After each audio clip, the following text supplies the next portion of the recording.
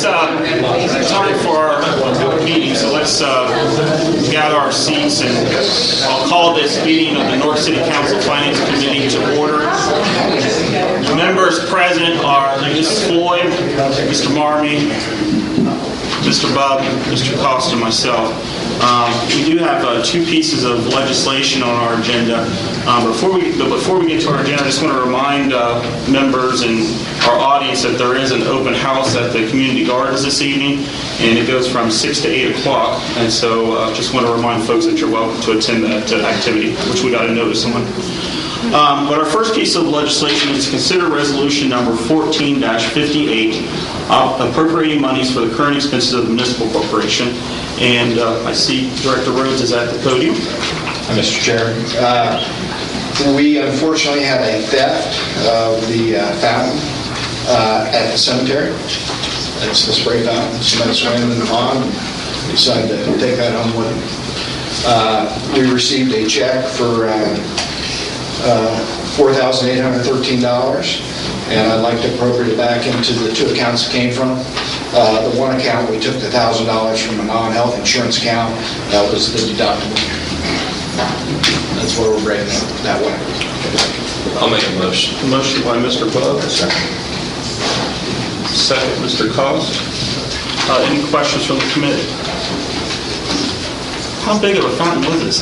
It was big. It was quite a tax. If you go by Cedar Hill where it's spraying up, somebody had to go in water, cut live electricity to take this fountain out. This was a feat. Is that like the big main? Mm-hmm. Yeah. Wow. Yeah. Mr. Martin. Why does it need to be expedited? It doesn't, Doug. That is incorrect. It does not need to be expedited. But it's listed that it is. So we'll make note that it doesn't need to be. Any other questions from the committee? Questions from the audience? Seeing none, all those in favor move this on to full council, signify by saying aye. Aye. Aye. Opposed, same sign. Motion carries 5-0. Thank you, Director Rhodes. Our next piece of legislation is to consider resolution number 14-60, appropriating monies for the current expenses of the municipal corporation. And this is for the youth summer program. I see Ms. Gilks making her way to the podium.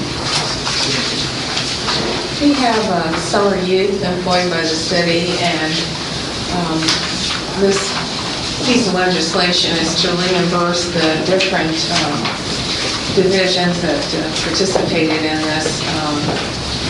The first item is for parks. They would like to put the extra money into their temp service account. The second item is to reimburse the service department because they funded the cost for our background checks that we were mandated to do for the program. And the third item pertains to funding that's going to be made available to Department of Community Development for their portion of that. Second. Motion by Mrs. Floyd. Second, Mr. Bubb. Any questions from the committee? Questions from the audience? All those in favor of moving this on to full council signify by saying aye. Aye. Aye. Opposed, same sign. Motion carries. Thank you very much. Thank you. All right. Well, that concludes the items on the Finance Committee agenda. Next up is a Service Committee. We'll bring the Service Committee meeting to order. Committee members present are Mr. Blake, Mr. Loretta, Mr. Bubb, Mr. Rath, myself. We want to consider ordinance 1420, amending Chapter 1860, solid waste collection and disposal of the codified ordinances of the City of Newark. Who's going to address? I think there's going to be a couple of us. Councilman Blake had originally brought this to my attention, I believe the law director's attention. The law director and Councilman Blake, myself, had a very, very good dialogue on this, and we had a lot of questions, answers, and things of that nature. But I think the best way to frame this up would be if the law director would come up and kind of frame it up, and then Jeremy and I would be able to answer any questions that somebody might have. I'd just like to say publicly, Jeremy, thanks for working with us on this. Thank you.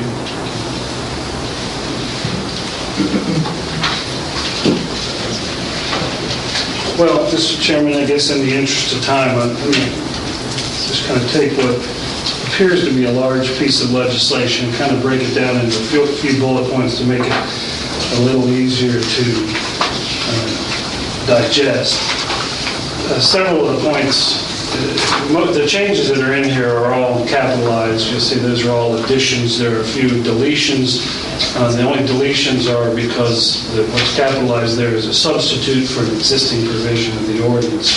There's a few housekeeping and clarification provisions that are in there that really aren't major issues for debate. There's a couple of changes in the definition section to add the definitions for the word curbside, definition for the word recyclable because of provisions later in there. There's currently a provision in the codified ordinances that all trash hauling vehicles will be inspected annually by the Newark Police Department.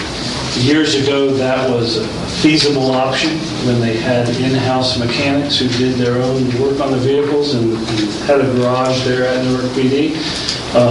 That's no longer feasible from a funding and a staffing standpoint. As a result, those inspections, at least as performed by the police department, have fallen by the wayside. To clean that up, we have included a provision for self-inspection. That is part of the license application process. Each trash hauler will provide proof of inspection from a certified mechanic as to that vehicle to show that the major functioning portions of that vehicle are in safe and working condition, and that will be submitted to the safety director as part of the application process.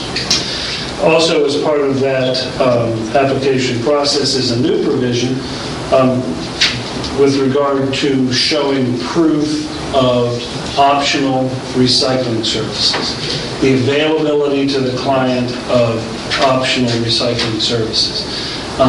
That's actually a provision, to be honest with you, that was left over from a previous group of council members who had met with me at some length to address these issues. It never came to fruition. I quite honestly just kind of left this in here in our conversations with Mr. Blake and Mr. Rhodes, and that is throughout this implementation process of this ordinance and then enforcement of the ordinance, that probably it would be in the 2015 licensing process, those companies would all show that they have optional recyclable collection services available. And also kind of a housekeeping, the clarification change that was made was with regard to the provision for insurance. You'll see in there imposes a mandate that companies show a minimum coverage of insurance, and that minimum insurance is, in that statute, is $300,000, $500,000. And quite frankly, those are numbers that I came up with because they somewhat approximate those that are used by the standard responsible motorist. I've also consulted with a highly regarded expert in the insurance industry who indicates to me that as a result of the nature of their business and the product that they haul, they have additional insurance requirements from a EPA standpoint, if you will, that far exceed these amounts and would essentially override this amount anyhow. So if you're concerned that we're putting this additional new burden on insurance trash companies of this amount, it's highly likely that they already have far more insurance than this anyhow already. We're just trying to bring our ordinance out of the Stone Age up into more modern times to reflect a more modern financial framework that these companies should be operating in. And one other issue that's in there that's a fairly minor issue, but our current ordinance is silent on this, and I know Ms. Floyd may at some point in time be making a minor modification to this provision as well. And again, this was a leftover from a previous group of council that had addressed this issue also, was with regard to the window of opportunity for a homeowner or property owner's bin to be curbside. And as the proposal reads, that as much as practicable, that bin will be out 7 p.m. the night before pickup, no sooner than 7 p.m. the night before pickup, and will be removed off of the curbside by 11 p.m. the day of pickup. I think Mrs. Floyd wants to maybe change that to 5 p.m. to 11 p.m.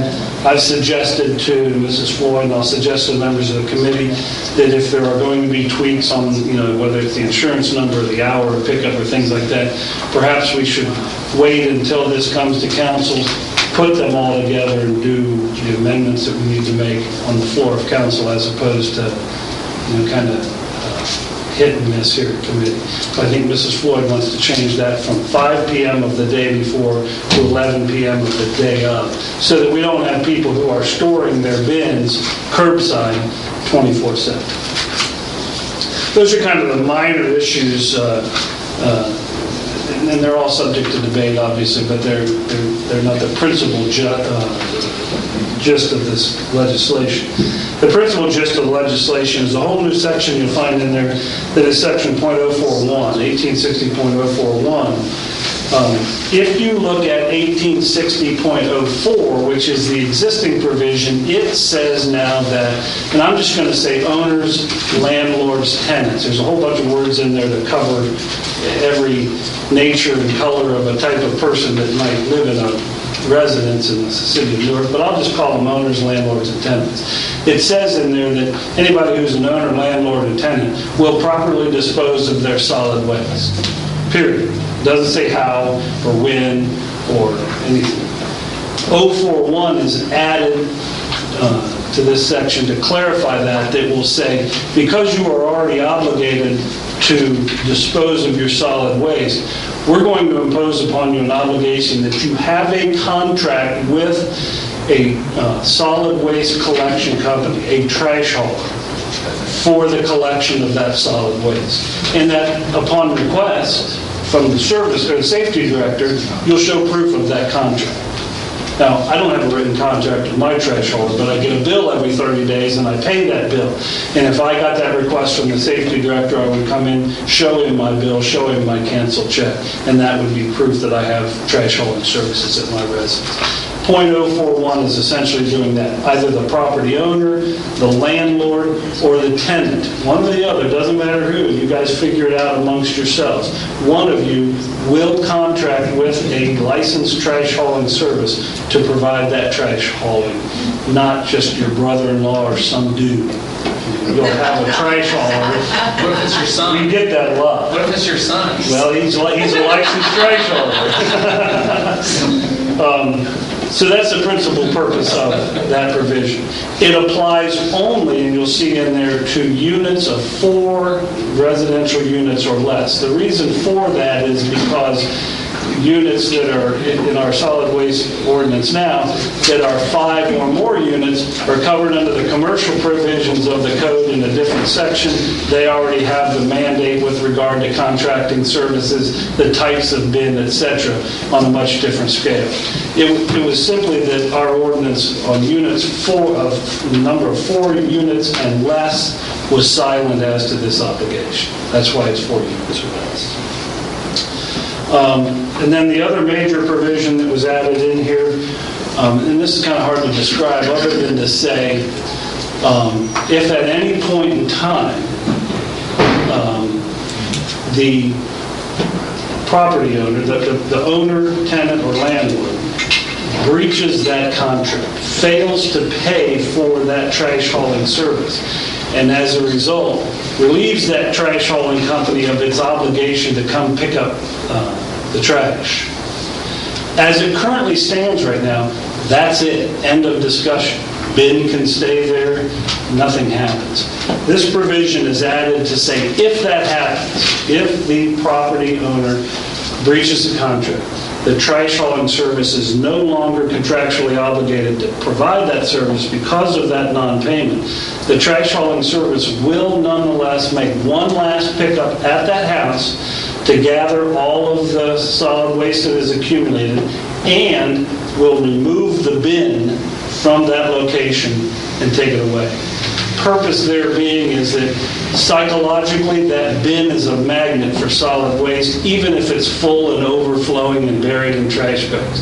People think there's a bin, it's eventually going to get picked up, I'll just set my trash bag next to it and they'll get to it when they get to it, which when there's a breach doesn't happen. Now the dogs get to it, the wind gets to it, it's all over the neighborhood. The point being, take that bin out, you remove that psychological or that magnet for the collection of that solid waste, and it highlights that here's a qualifying place of residence, if you will, that ought to have a bin and doesn't, possibly causes us to ask why not. Okay. Long story short, short story long, got that backwards.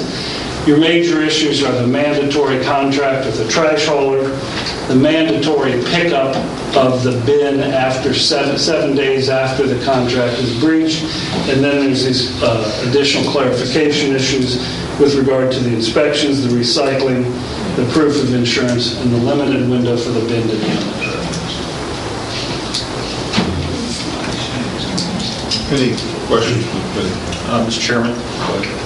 Mr. Chairman, I just want to thank Director Rhodes and the Law Director, Doug Sasson, for meeting with me on a few different occasions. Either we had coffee or met up in the office or whatnot, but it was, I will echo, it was a very good discussion about trash hauling in our city, and it's it's a concern that came up when you go around talking to neighbors about the trash hauling service, and it's an issue in our neighborhoods. And so I appreciate their joint cooperation on presenting the legislation tonight, and and whatever discussion is going to occur after this.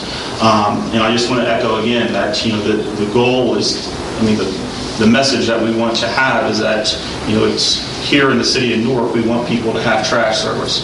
People should be responsible for their waste and should be able to contract to get that removed properly. And that's just really a simple message that we want to do. I did want to address an issue that came up regarding the recyclables. I had a conversation with Damian Shackelford, who is, as many of you know, is one of our smaller trash haulers.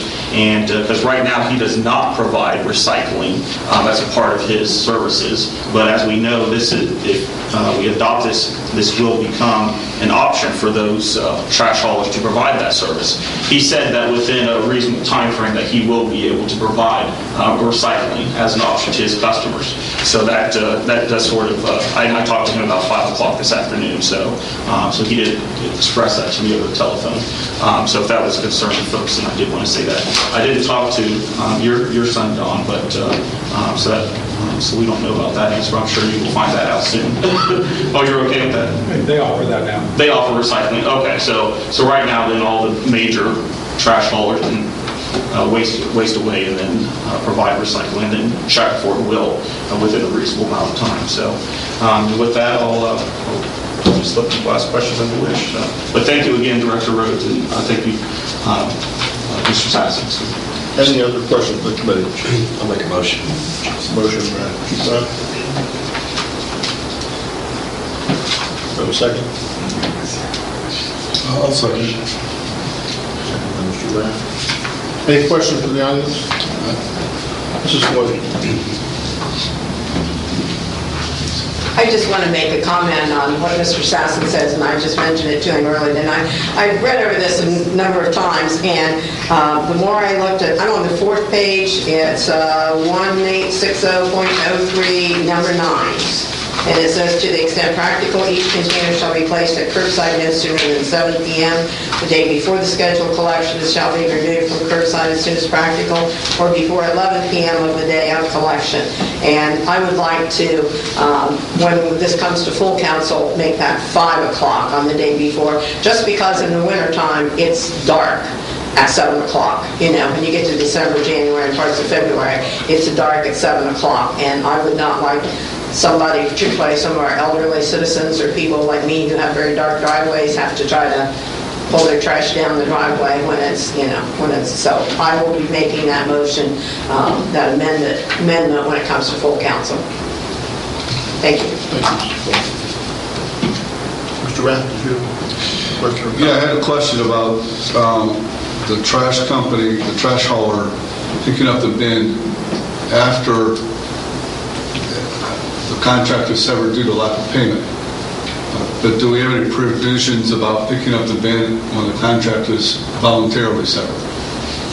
See, I'm living in an apartment and I contract with Waste Away or whoever, and I call Waste Away and say, I don't need your service anymore, I'm moving out, and I leave. And now maybe that apartment sits open for a month or 2 or 3 with a bin sitting there, and as you say, becomes attracted to trash because it's kind of what it's for. The language does currently say not made payment for such services. That could be changed, or that the refuse hauler is thereby relieved of its obligation and performance. That could be changed to the obligated party has not made payment for, and the hauler is thereby relieved, or for any other reason that the contract is terminated. That could easily be changed and included that language for reasons other than non-payment, if you like. The current language doesn't include that, but it could be modified to include that. Okay, continue on. Sir? Okay, continue on. Sure. Do we want to change that language? Because, and this is why I asked that, just kind of playing devil's advocate. I don't want an empty trash bin to sit by an apartment for a month or 6. But I also don't want to give an undue obligation to a trash hauler to run out there this week, pick up the trash can, and then run out there next week and drop one off. Because now they've turned the apartment over in a week. So I don't know if we want to make that modification or not. This is a committee, so let's debate. I have something to add to that. Yeah. The other thing to add to that is it's not a current requirement that somebody have a bin from the trash hauler. I can own my own bin and don't have to have one provided by the trash hauler. So it could be my bin.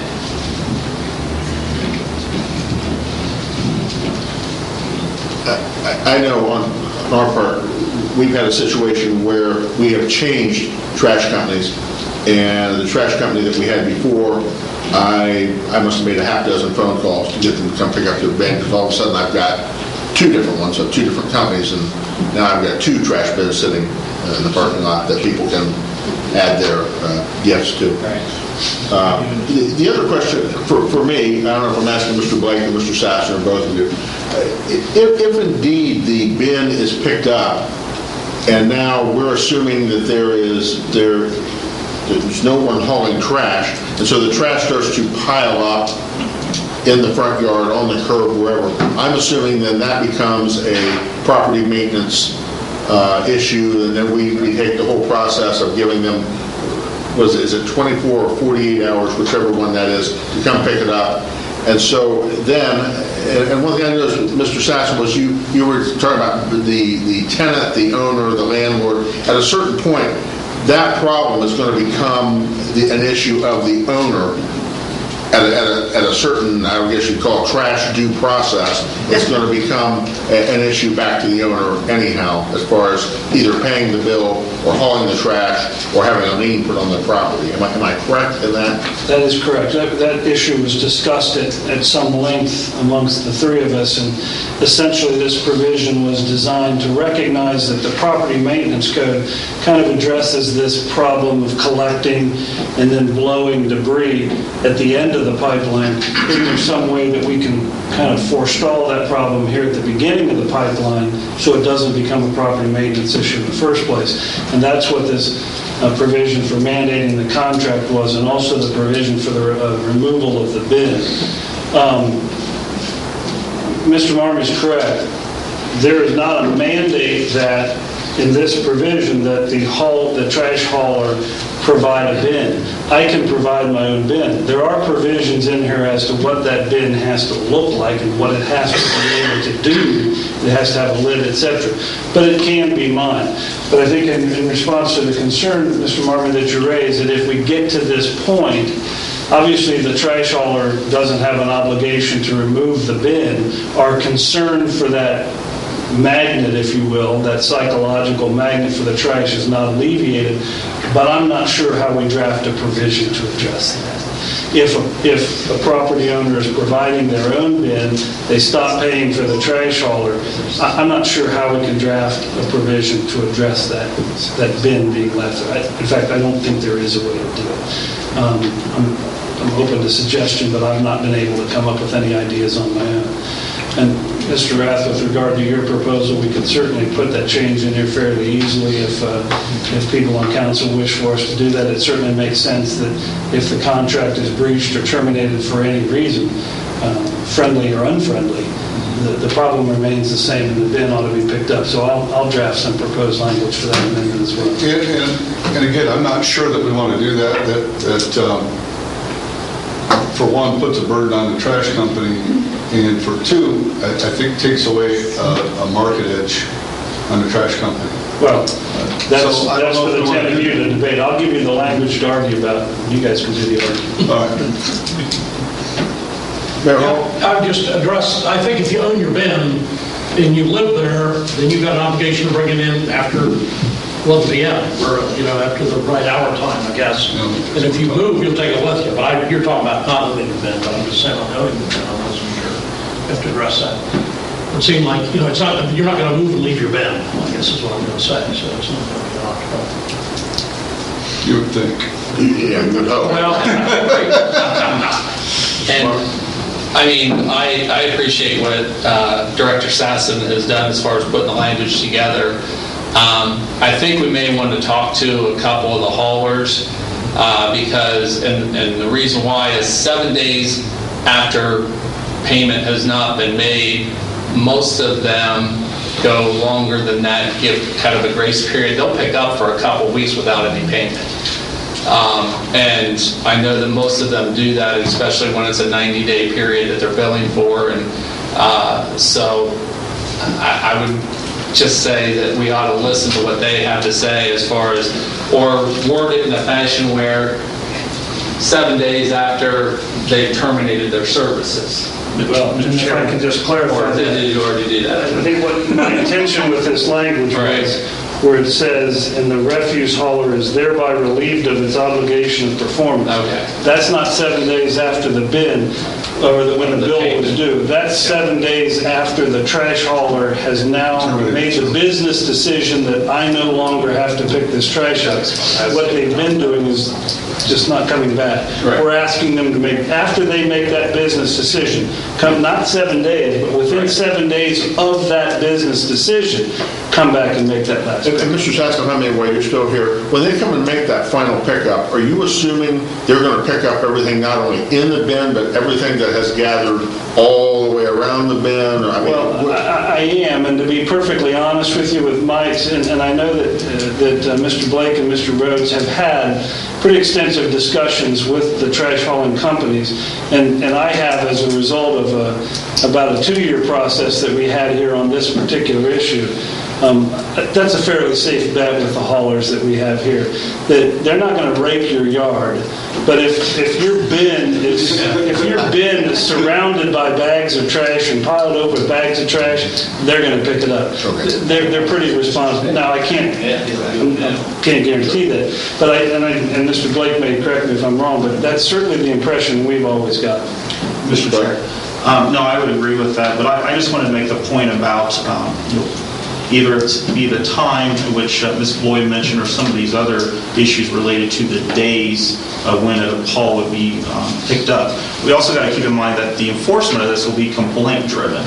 So when Director Rhodes takes action, it's going to be a result of a citizen's complaint.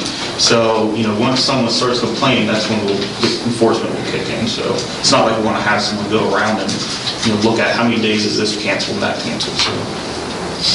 Thank you. Mr. Rath? Actually, that brought up my question was, what is the penalty for leaving it out?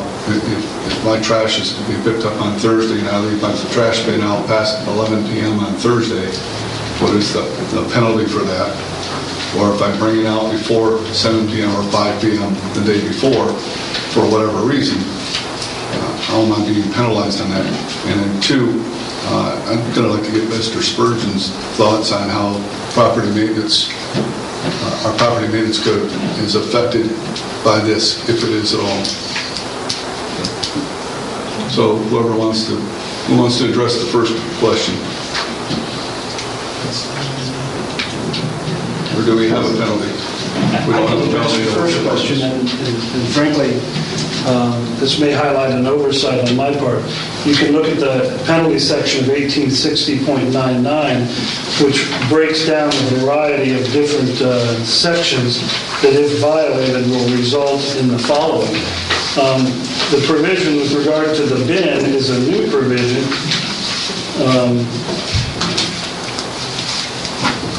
And it says that whoever, in Section A, whoever violates 1860.03A or B, and that is a portion of 1860.03A, is guilty of a minor misdemeanor, which is a maximum of a $100 fine.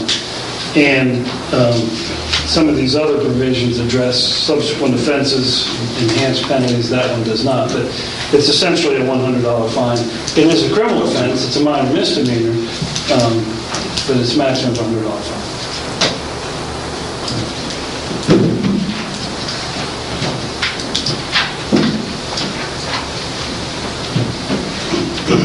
Mr. Chair, to answer Mr. Rath's question, we do have a significant challenge in the community with approved receptacles.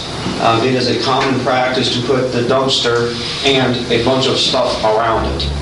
If we're called on a complaint, we're going to tag that. The dumpster in and of itself is an approved receptacle. However, the trash on the ground is not. They have 48 hours to remove that. If they do not, we're going to go out and we're going to take that material, dispose of it, and assess them with council's approval, $250 fine. A fine is probably not the proper word, a cost recovery action. Does that answer your question? Is that the only effect that this ordinance, the changes in this ordinance has on your property maintenance? Well, if the expectation of the legislative body is that we get into the business of moving bins back where they belong, let's say, hey, the bin's been out there for too long, 10 days, and it comes to Director Rhodes, who says, Bill, can property maintenance help me? If it's a approved receptacle, it doesn't violate the property maintenance ordinance. And I would ask the legislative body to consider what is the end result. Our Director of Law has said that we would have to prosecute that type of offense. If the government got in the business of moving receptacles back to wherever they belong, then I would probably come to council and say, listen, there has to be some cost recovery action. I can't go out and use resources that are very, very limited to move a receptacle back behind the garage, if you will, and then say, gee, can we prosecute that offense? I'm guessing our Director of Law has other things he has to attend to. So an end game of that is if we're going to get into the business of moving them things, probably some kind of cost recovery on down the road. But I don't know where I saw anywhere in here where it said they had to move it. It just said that. My question was, what happens if they don't? And the answer to that question was a $100 fine. From a property maintenance perspective, in the executive branch of government, I don't have the authority to prosecute that. So to recover that fine, and I'll let Director Sasson, correct me if I'm wrong, requires some kind of action through the judiciary. I'm saying if, hey, we've got a complaint, can you help me?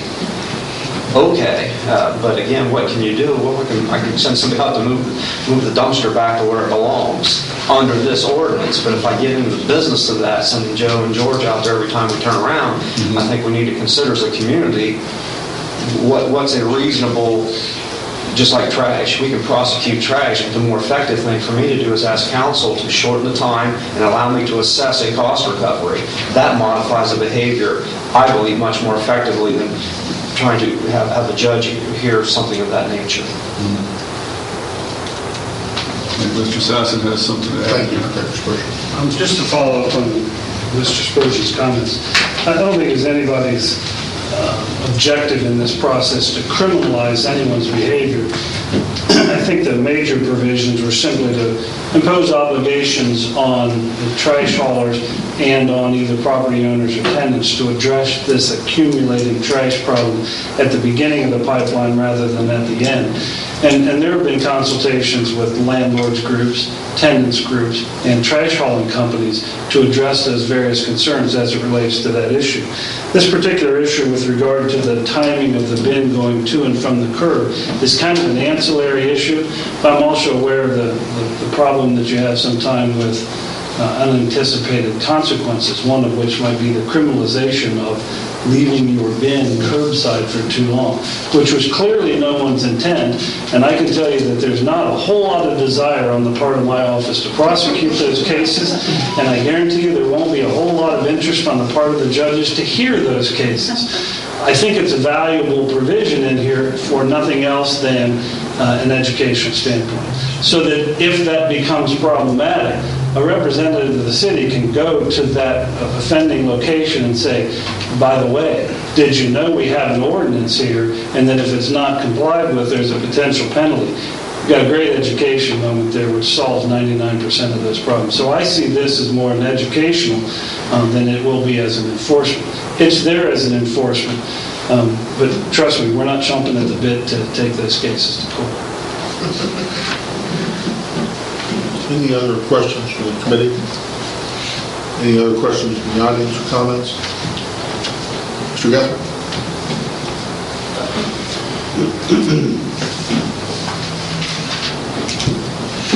Thanks, Mr. Chairman. Just a couple things I just wanted to throw out really as thoughts as much as anything, and maybe Law Director Sasson might want to comment on a couple of them, I don't know. But one of the things, first I want to compliment the folks involved in this, that that there's been some headway here. I think it's a good thing. We make any headway in this area. I've been an advocate, I've said this before, I'm an advocate for responsibility of the trash removal being placed right on the owner of the property. And Ms. Floyd had indicated earlier on that she had some thoughts in support of that idea too. And of course this doesn't go that far. It does clarify responsibility. There are some concerns that I have because it seems to me, and I may completely misunderstand, but it seems to me that it can simply be written in the lease that it's a responsibility of the property owner, and I'm sure that's already in leases, and that then that, or excuse me, of the tenant, and then the responsibility falls with the tenant, and it seems that the landlord then could wash their hands over that responsibility. I'd like to see those responsibilities stay with landlords. I don't think that there's uniform support for that, but I just want to share my opinion on that. I also, when I think about the penalty and the responsibility of the contract, and I don't think that I'm the only one in this room that knows this, we have a lot of folks, and it's generally people who are living on very fixed incomes, and it's the ones that I know of that are doing it are senior citizens, and I know I qualify, but I don't do it, are sharing pickup. So in other words, Chairman Cost, you and your neighbor might share the bills in your name, but your neighbor also puts in your dump. I know it's the trash hauler's worst nightmare, and I know that they know it happens too. But I just don't know how that kind of a situation plays into it, because I suppose technically you could say that the individual who has not contracted with the trash hauler doesn't have a contract with the trash hauler, which it appears to me that there's a requirement to do that. I think there's some really good foundation here. I guess I'm not sure that we're ready to go to the next step, but that's all hinges on what the majority of council thinks. But I think that there's some positive stuff here. I just I wish that we could have gone further. I mean, I've said in the past that I'm open to the concept of having one trash hauler take a small section of the city and a different trash hauler take a different section, so we can get some of these multi-ton trucks off of our residential streets instead of having 4 or 5 trucks on our residential streets. And by the way, I do have people tell me there's support for that, and when you compare our rates in the city of Newark with rates of communities that have done it, such as Etna Township, such as Granville Township, and actually several other townships, and it blows me away that townships where people are further apart than they are in our city are paying less for trash removal service than our citizens are. So, step in the right direction. I hope that, we can seriously look at some of these other issues as down the pike, because I think, quite honestly, they're in the interest of our citizens. And so I really think that I've said enough, but I think you know where I'm coming from. Thank you. Thank you, Mr. Mayor. Mr. Chairman, I think I can address one of Mr. Guthrie's concerns, and that being the concept of bin sharing. I don't think that really will probably manifest itself as a real problem for 2 reasons. One, this will be a complaint-driven ordinance, and assuming these 2 folks living next door are sharing the same bin, the trash is being picked up, it's not overflowing, it's not becoming an issue. That's a question that's never going to be asked. And the issue of proof of contract is a fairly, and I left this somewhat flexible on purpose, it's a fairly flexible concept of that proof of contract, so that if these 2 folks here were sharing the bin, and for whatever reason the complaint was filed and they came into the service director's office, who I'm sure would consult with me at the time, would say, well, here's these 2 people, they say here they're splitting this bill, is that okay? And the answer would be yes. But again, it's because this home now has a contractual relationship, shared or not, and it's working. It only becomes an issue if it's not working.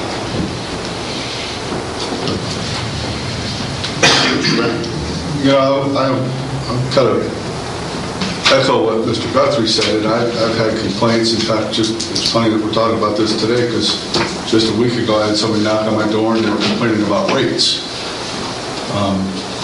And he shouted out some numbers to me and what some other people were paying, and it was significantly less than what he was paying. But what was interesting was that he gave me price quotes of 4 different people on the same street, all from the same company, all paying different rates. He was definitely looking for us to be able to do something to address that. I know this ordinance isn't going to address that at all. I just wanted to let you know that there are people out there that are concerned about that as well. Thank you, Mr. Mayor. Mr. Chair, I just want to say that, when I first got on council, this trash issue that we have in our city, and actually it was neighborhood appearance is what sort of fueled my fire. And, we talked about the number of totes out there, the number of companies and things like that. But I think this is a good step. I know that that council has previously gone through a discussion of single hauler bidding and dividing the city into maps and things like that, and the language wasn't there to create that and get it passed, and Norris passed, but it's something to consider. But I think this is a good piece of partnership that I worked with the administration on, and it's a good piece to move on and to full council for consideration. And so, again, I just want to thank the law director and thank Director Rhodes for their work on this, and thank you for your time and partnership on this. Thank you. Mrs. Floyd?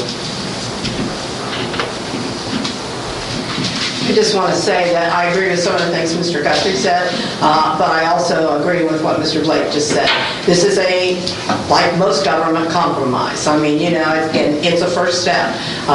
Trash has been discussed many times in Newark, and those who've been around know, and it is a very complicated issue with a lot of heavy feelings. A lot of people have very strong feelings about one thing or another, and I just think that this is a good start, and we need to move it on to full council. Thank you. Thank you, Mr. Floyd. Any other comments? Committee, audience? All in favor of moving this on to full council? Aye. All opposed, same sign. Vote is 5-0. Okay, thank you very much. This concludes. Before you adjourn, I just want to say it'd be nice if we could hear from some of the trash haulers at maybe our next council meeting or at the reading, just to get their opinions and professions. Thank you. Thank you, Mr. Chairman. Thank you. Lots of answers, lots of questions. I said I'm getting this whole Be nice to hear from the professionals. Be nice to hear from the professionals. That concludes the Service Committee. Capital improvements is next. Call Capital Improvement Committee to order, please. Present is Mr. Rath, Mr. Roletta, Mr. Cost, myself. Mr. Johnson isn't here. Legislation is passed. Sir? Would it be possible that we ask Mr. Marmee to sit in for Mr. Johnson? Sure. In Mr. Johnson's absence? Sure.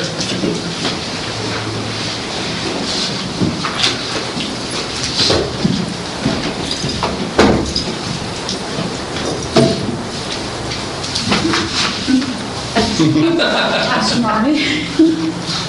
I done. Consider resolution number 1459, appropriating monies for the current expenses of the municipal corporation. First of all, Madam Chair, this does not need to be expedited. I don't know why that's on there. If given the authority to spend the $5,200 for a mower, we're going to take a little bit of time to look for a mower and shop locally to get that mower. But we are in need of another mower for the cemetery and the parks. And, we wear out an awful lot of weed whippers through the year and a lot of mowers and cutting an awful lot of grass. So we'd like to take this opportunity and have $5,200 out of capital improvements, give us the ability to go out and look for another mower. Are there any questions by the committee? Questions in the audience? Have a motion to move to full council? Motion. One was first, the other second.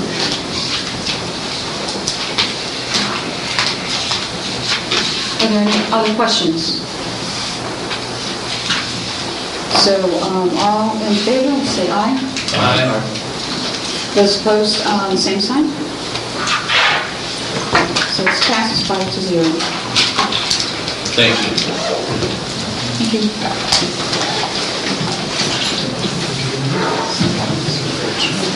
Adjourn.